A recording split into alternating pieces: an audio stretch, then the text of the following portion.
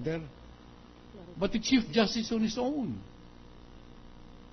broke that and then put on his own version of the clarification of the temporary restraining order and several other acts. Now, one act we submit is not sufficient to prove partiality.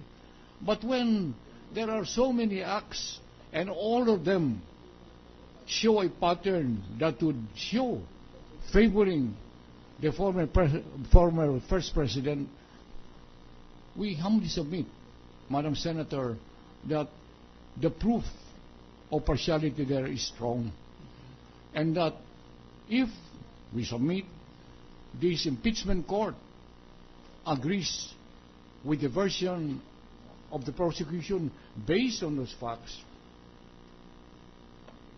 even only on discount, because there was betrayal of public trust, the Chief Justice should be removed. Ang sinasabi ba ninyo, Mr. Prosecutor, na dahil sa kanyang pagmamabilis ng pagbigay ng TRO ay una, minadali, pangalawa ay minaniubra niya ang desisyon nito para paboran ang dating Pangulo? Tama po so yun. in sum, yung inyong 5 minutong paliwanag ay isa sa ilalim sa isang sila, minaniubra bilang Chief Justice ang desisyon? Ganun ba ho? Ganun po. Ito po yung nangyari nang dahil siya sa ilalim ng tinatawag na general rules of the court, may kapangyarihan. That Maski po collegial body ang Supreme Court. He will get authority and power as Chief Justice to influence the individual justice. And not only that, as I mentioned, gaya po na nasabi ko, talagang lantad, tahasan po, na talagang sa kanyang ganang sarili, pinakialaman pa niya ang gawain ng kapwa magistrado ng Korte Suprema. Gusto ko pong maintindihan kung paano po niya inimpluwensya ang desisyon ng ibang mga kasamahan niya sa Korte Suprema para po bumoto sang-ayon sa kanyang, ayon sa inyo, pananaw. Hindi. Kanya nga po ang ginang senadora. Did he bribe, coerce, harass any of the members of the court? Hindi naman po kailangang takutin o harass ang kapwa magistrado.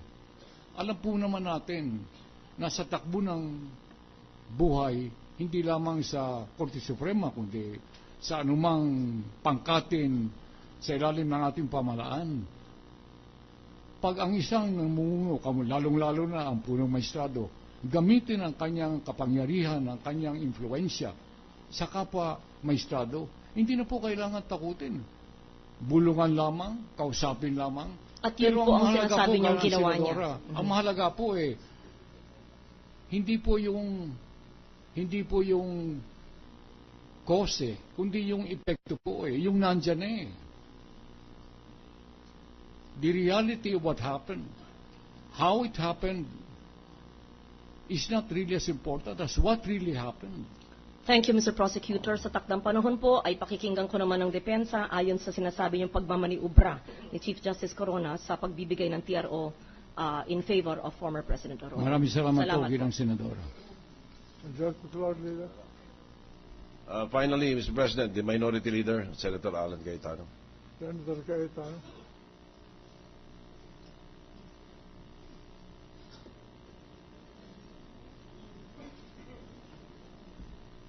Magandang hapon po, Mr. Senate President, sa ating po mga colleagues. May mga tanong lang po ako to clarify sa ating pong witness sa ating Justice Secretary. Ma'am, good afternoon. Good afternoon, Your Honor. Ma'am, are you familiar with Mr. President, may I just the Senator will be asking questions to the witness. In the meantime, may I be just excused to go out for 1 long minute? Let us, before the gentleman from Taguig will proceed with his questioning, suspend the session for 1 minute. Thank you, Mr. President. May I know if you're familiar with the internal rules of the Supreme Court, particularly Section 2, which deals with confidentiality? More or less, Your Honor, because I read that. Para lang po maintindihan ng mga nakikinig at nanonood sa tanong ko po, with your permission, I'll read it no po. Section 2, confidentiality of court sessions. Court sessions are executive in character, with only the members of the court present. Court deliberations are confidential and shall not be disclosed to outside parties except as may be provided herein or as authorized by the court. Section 2 po yan, Rule 10, SC Internal Rules. Ma'am, sabi niyo po kanina nabasa niyo yung kay Justice Sereno and Justice Carpio na dissenting opinions. Di ba po, nag-discuss din si Justice Carpio na pati yung nangyari sa loob ng deliberation ay pwede nilang ilagay at hindi to violation ng confidentiality. Pwede nilang ilagay sa dissenting opinion. Opo. Kay Justice Sereno rin po. In fact, he was saying na matagal na daw po yan na pwede ginagawa ng Supreme Court from 1950s up to she appointed to a particular duration where she knows that there are cases where it's being disclosed, the manner of voting, who voted this and who voted that, and the reasons for the voting. There are examples in the case law. And you were pointing kanina na yung substance o yung ratio decidendi, halimbawa po yung reason for the decision or yung rational, hindi yun ang kine-question mo dun sa, you're questioning that sa court, but ang kine-question nyo dito yung peculiar instances or acts that would lead to a belief of partiality na nakita nyo dito sa dissenting opinion. Opo. Okay.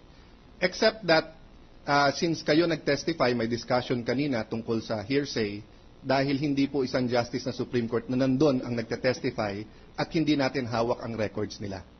So far, am I correct? No? Opo. Okay.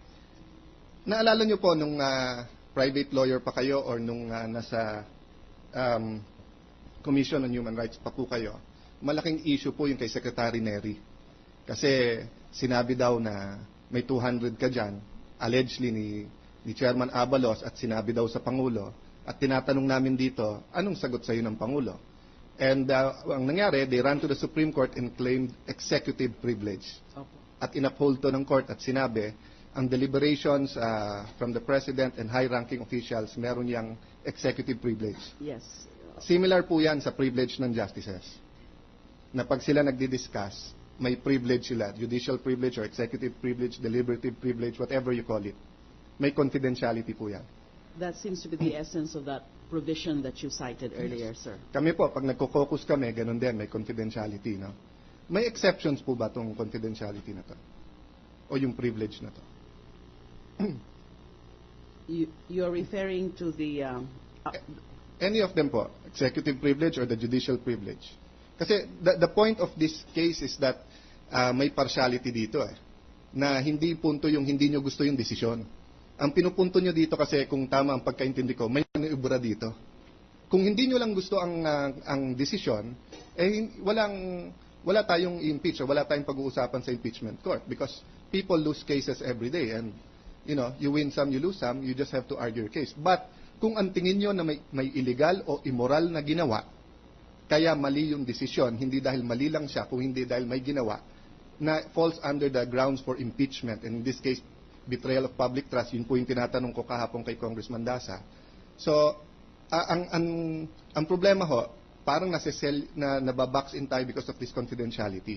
So, I'd like to understand before we go into caucus on Monday, your stand as the Secretary of Justice, no? Not only as Madam Leila or Attorney Leila de Lima, but as the Secretary of Justice.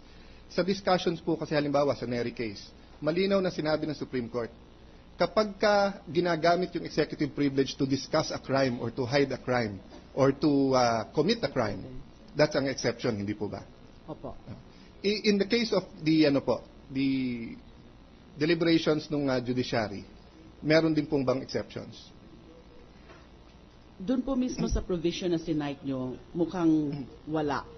Pero, na-discuss din po ito sa dissenting opinion ni Justice Sereno na pwede kapag ang issue ay tungkol na doon sa accuracy ng mga pinag-usapan o ng mga botohan na may dispute doon sa kung ano talaga ang mga nangyari sa loob, lalo na doon sa botohan. Okay. So that's her duty to disclose that. But does that exception apply only to her and justices or to any one of us?